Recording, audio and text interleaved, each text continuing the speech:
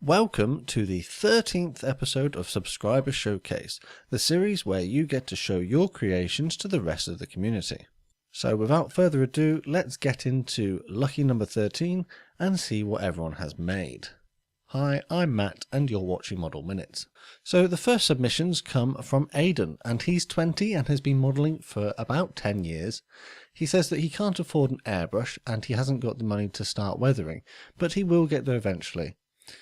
He likes watching YouTube so that he can find tips to help him do better, and he feels as though he has improved over the years, which is a good thing to hear. I think that primarily modelling is about self-improvement, so it's good to see that you are. He's never really had the confidence to show anything before, but he's quite proud of what he's got here. So he's got a fleet of Mustangs, one which he tried to hand paint into Jumpin' Jack, a P40 he did recently, and most recently he did an A10. He did mess up a little bit on his A10, he says. He didn't put weight in the front, so he used a spare brush cover to keep it standing up. I find that sometimes you've got to remember that if you've got a tricycle aircraft, then you need to put weight in the nose because otherwise it does sit on its tail. But he does say for one of his only modern jets he's quite proud of it. So thanks very much, Aiden, for sending those in. I think for someone who's not been modelling for particularly long, I think you've done a great job on those P51s. Your P40 looks great too, with some nice, you can see a little bit of subtle weathering there, similar to what I do with my dry brushing. And the A10 is particularly good with the nice overall colour scheme, and the decals are well placed as well. So a massive thank you to you for sending that one in. Up next we've got David. David says that he sent in a diorama of the 176 scale 25 pounder field gun and quad. He says the base is a cheap photo frame and the glass was taken out, and he put cardboard in there with grass powder sprinkled on top, which is very similar to one of my tutorial videos I made when I first started the channel. What I particularly like about this is that it looks quite fun. They've all been posed doing something in an interesting setting, and I guess that's what modelling is about. It's not always about getting it completely accurate to scale. It's about having fun, isn't it? So thank you to David for sending that in. So up next we've got Donna, and he sent in the Airfix Cromwell in 1/72nd scale. I believe it's 1/72nd. If it's not, it's 1/76. Someone correct me in the comments below. I believe this is one of the first kits that Donna has created, and as you can see, has done a reasonable job of it. Yes, there are a few little areas there where you can see the paint hasn't quite been placed, but over time you will develop the skills which will allow you to do that.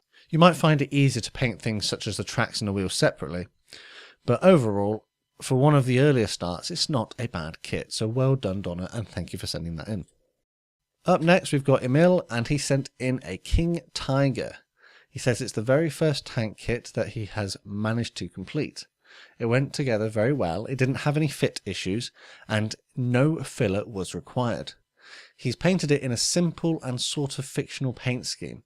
He did lose his mojo while painting it, so it just sat around for about a month before he finally got around to finishing it. I know what you mean, I get like that sometimes as well. I've got a couple of projects which are just on the shelf half done because I just haven't felt the motivation to get round to finishing them. He's also sent in a Spitfire, and it had one of the worst moulding issues that he'd ever witnessed. So I've got a picture of this, and as you can see, the wings on this is the Airfix one, the wings on this have not even like remotely formed properly. There's massive holes in them, so that is a massive shame, and I hope that Airfix actually replaced them for you. Yes, he says here that he got a replacement and then it went together quite well. It did need a lot of filler in the nose where the sand filter went. He's painted this aircraft as one from Malta in 1942, and he says it's his favourite and the model he's most proud of to have in his collection. And as you can see from these pictures, it's very well done. The Spitfire is absolutely fantastic, very neat colouring there. I love that he's put the aerials on there too. And the subtle weathering that he's completed, just the paint chipping, that's really nice and well done as well. As for the King Tiger, I think that one looks good. It might be a slightly fictional scheme, but in my opinion, it looks really, really nice. And the painting again on this one is very well done. So thank you very much, Emile, for sending those in. And up next, we have got Ethan, who sent a work in progress. And as you can see, this is the Airfix Bristol Beaufighter TF10 in 1/72nd scale, I believe. And it's coming along quite nicely. You can see that the overall construction is complete, but not everything's on there yet. The props are not in, the canopy's not in. And he's just about completing the first couple of layers of paint. So thank you very much for sending that one in. It's very nice to see what people are working on, even if they're not quite finished. Up next, we've got a random person, and yes, that's genuinely the name they used when they sent me the email. And this is the Lindbergh 148 F86D. He says it's a very simple and easy kit to build. It is lacking in detail, particularly in the engine area. It does have raised panel lines as well, which obviously can be a bit disappointing. The decals were quite brittle and prone to cracking. So despite those problems, I think you've done a good job with this one. The painting's very neatly applied, and it looks as though the decals haven't given you too much trouble because they've gone on really well. I have noticed a little bit of silvering on one of the wings under the USAF markings. So my advice would be to just keep an eye out for silvering in the future. Perhaps a gloss or a satin varnish over the top of your silver would help, and possibly the use of a fluid such as Microsol, Microset or Decal Fix or one of the other products that are available could help alleviate that a little bit. But generally speaking, this is a really nice looking model, so thank you very much for sending that one in. Up next, we've got Stefanos, and he sent in his Corsair. I'm not sure which model kit specifically this is. It could be a 1/48 scale by the size of it, but as you can see from the images, he has done a fantastic job of this one. I particularly love all the subtle details that he's picked out in the landing gear, on the bombs, on the rockets, the weathering, the oil streaks, the smoke streaks. The cockpit and the canopy are very well painted. I love the subtle chipping around all the panels. If you're watching this, can you just make sure you pop in the comments below which aircraft this is, which manufacturer this is, which scale it is, because I would very much like to get one for myself. Unless it's the Revell one I've already built, then I'm alright, I've done that one already. But yours is absolutely brilliant. Thank you very much for sending that one in. And finally, for the last submission, or the last couple of submissions, we've got Steve. Steve has sent in his Academy F6F Hellcat in 1/72nd, and this looks really good.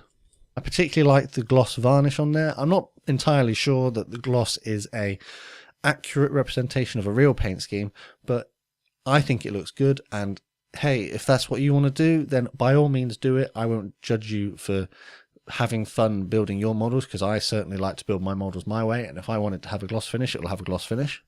The next one is a B25 Mitchell, which again looks really good. The paint scheme is very neatly applied. The decals have gone on really well.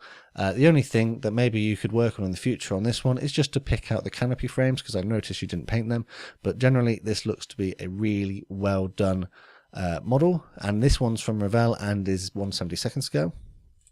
Up next, he sent in a Tamiya Ford GT124, and this is really well done.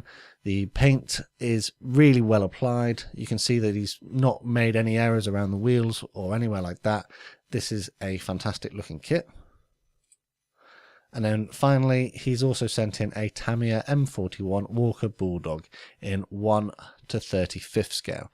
And this is probably one of the better ones that he's sent in, and it looks absolutely great. I love all the weathering. It's got sort of a dusty and muddy look to it.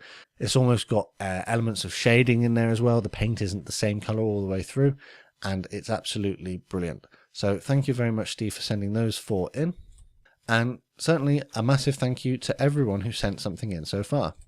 Just a quick reminder for you, if you would like to send something in, feel free to follow these 3 easy steps. Number 1, you must be subscribed to my channel.